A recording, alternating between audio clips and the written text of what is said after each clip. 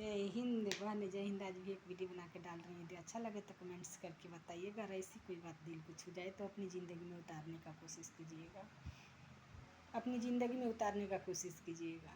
देखिए, आज मैं बहुत खुश हूँ, बहुत खुश हूँ। आशा करती हूँ कि आप लोग भी खुश होंगे, आप लोग खुश होंगे। जिस भगवान ने मेरे को इतना ज़्यादा खुशी दी है, उस भगवान को दिल से धन्यवाद देती हूँ, दिल से थैंक यू बोलती हूँ, दिल से शुक्रिया अदा करती हूँ। और उन्हीं से प्रार्थना करती हूँ कि उनके चरणों में हमारा मन लगा रहे, उनके चरणों में हमारा मन लगा रहे। देखिए, एक और बातें मैं बताती हूँ। एक इंसान के विषय में, एक कोई कथा कहानी नहीं है ना किताब की है, ये रियल ज़िंदगी की घटना है, रियल ज़िंदगी की घटना है।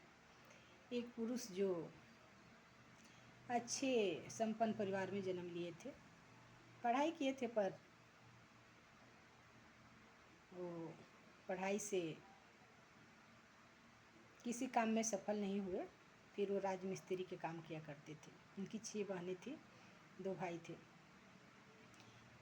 उनके पिताजी ठेकेदार थे, उनके पिताजी ठेकेदार थे। सब किसी की शादी हो गई थी, उस लड़की की भी शादी हो गई, पर उस बहू को घर में कोई इज्जत नहीं था।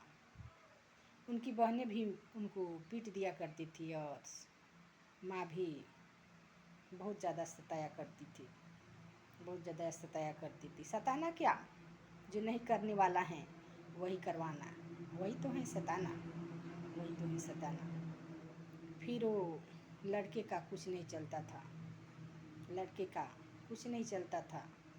वो इतना पता नहीं किस कारण से डरा हुआ था या किसके मुंह में फंसा हुआ था, वो इसका न्याय नहीं कर सका और घर छोड़कर भाग गया। कुछ दिनों तक घर से फरार रहा। वो इंतज़ार करते करते वो जो बहू थी, बहू के घर वाले थे, दूसरी शादियाँ उनकी कर दिए, दूसरी शादियाँ कर दिए। कुछ दिन बाद वो दूसरी बीबी लेकर आए बाहर से ही। उनके 3 या 4 लड़के थे, 3 या 4 लड़के थे। कुछ दिन बाद में आए, कुछ दिन बाद में आए। फिर यहाँ पे वो बहू लेकर आए तो फिर से वही सताना उनका चालू हो गया, सताना चालू हो गया।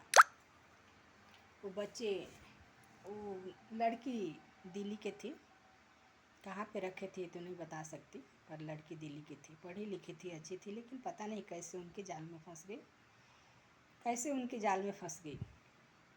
घर पे लेकर आए तो फिर माँ बहने की वही सताना चालू हो गई, सताना चालू हो गई।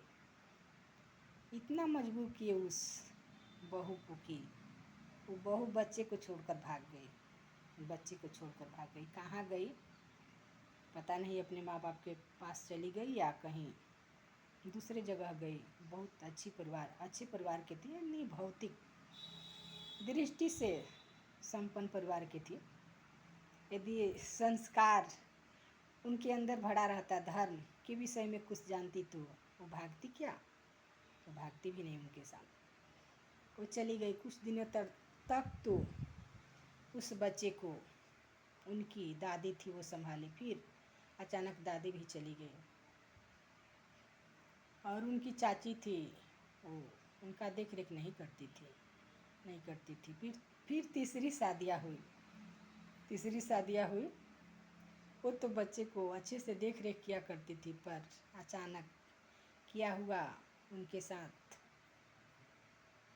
ऐसा हुआ कि वो भी छोड़कर चली गई। अपने कर्मों के फल तो हर किसी को भोगना है, हर किसी को, हर किसी के ऊपर आना ही है। तो शायद उस बीबी का सताना था, उस बीबी के साथ न्याय न करना था, जिसके कारण ऐसा उनके साथ हुआ। वो भी बीबी गई। अभी बच्चे तो बड़े बड़े हो गए हैं, पढ़ाई किए नहीं किए, पर काम करते हैं, काम करते हैं, अच्छे भी हैं। वो बीबी चली गई और पुरुष अभी अकेला ही है, अकेला ही है। तो देखिए, जहाँ कहीं भी अन्याय होता हो, यदि माँ के साथ होता हो, परिवार में किसी भी सदस्य के साथ अन्याय होता हो, तो उसके साथ न्याय करने का हिम्मत रखिए।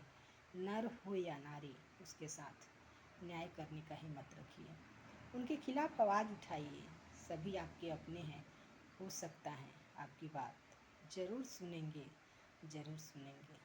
यदि उस समय वो आवाज़ उठाया होता तो आज अकेला नहीं होता, अकेला नहीं होता। जय हिंद, जय हिंद।